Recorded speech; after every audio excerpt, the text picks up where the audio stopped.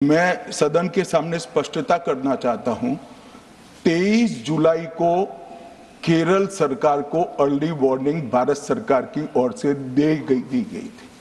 23 जुलाई को 7 दिन पहले, फिर 24 को गई, फिर 25 को गई, 26 तारीख को मान्यवर ये कहा गया कि 20 सेंटीमीटर से ज्यादा वर्षा होगी, भारी वर्षा होगी, लैंडस्लाइड होने की संभावना है, मड भी रस होकर आ सकता है और लोग इसके अंदर दबकर मर भी सकते हैं।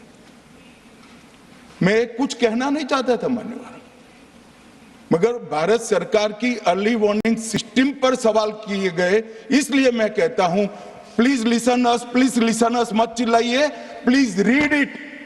जो वार्निंग भेजा है उसको पढ़िए जरा। और इस देश में कई राज्य सरकारें ऐसी हैं जिन्होंने इस प्रकार की वार्निंग का उपयोग कर कर जीरो कैजुअलिटी डिजास्टर मैनेजमेंट किया है। मैं ओडिशा राज्य सरकार के लिए भी, उस वक्त हमारी नहीं थी, नवीन बाबू की थी, हमने 7 दिन पहले साइक्लोन का अलर्ट भेजा, सिर्फ एक व्यक्ति मारा गया, वो भी गलती से मारा गया। गुजरात सरकार को हमने साइक्लोन का अलर्ट 3 दिन पहले भेजा, एक पशु भी नहीं मरा साहब। मगर मैं बड़ी विनम्रता के साथ कहना चाहता हूं कि आप जो घिसे पिटे शब्द यहां लेकर आए हैं और डिमांड ही करते जा रहे हैं, अर्ली वार्निंग सिस्टम है। भारत सरकार ने 14 के बाद अर्ली वार्निंग सिस्टम के लिए 2000 करोड़ रुपया खर्च किया है और इसको साझा किया जाता है मान्यवर। 7 दिन पहले हर राज्य को सूचना भेजी जाती है और वो सूचना साइट पर सबके लिए भी उपलब्ध है, माननीय सांसदों के लिए भी उपलब्ध है।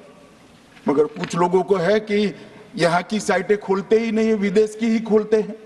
तो अब विदेश में तो इसकी अर्ली वार्निंग सिस्टम आएगी नहीं, हमारी साइट देखनी पड़ेगी मान्यवर। मैं आज सदन को बताना चाहता हूं, 23 तारीख को ही मेरे ही अनुमोदन से 9 एनडीआरएफ की टीमें केरल के लिए रवाना हो गई थी कि वहां लैंडस्लाइड आ सकता है। भारत सरकार ने 9 एनडीआरएफ की टीमें विमान से वहां भेजी। मैं पूछ सकता हूं मान्यवर, इतना मुझे पूछते हैं सारे लोग, केरल सरकार ने क्या किया? अनधिकृत लोग रह रहे थे, नहीं रह रहे थे, मगर वल्नरेबल सिचुएशन तो थी। इनको शिफ्ट किया गया क्या? क्यों नहीं किया गया? कौन रोकता था?